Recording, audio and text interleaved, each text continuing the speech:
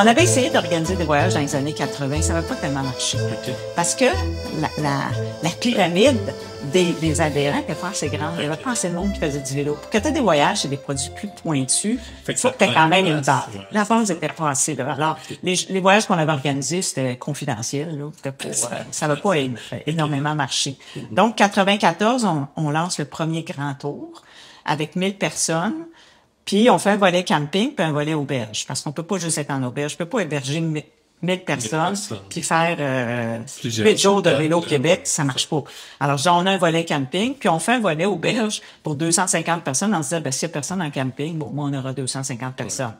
En 5 semaines, les 1000 places s'envolent en camping puis en auberge. On arrête après 1000. Ça se passe super bien. Pas de pluie. C'est vraiment... Il n'y a plus, je pense, à la ligne d'arrivée. C'est incroyable. Un temps magnifique au mois d'août.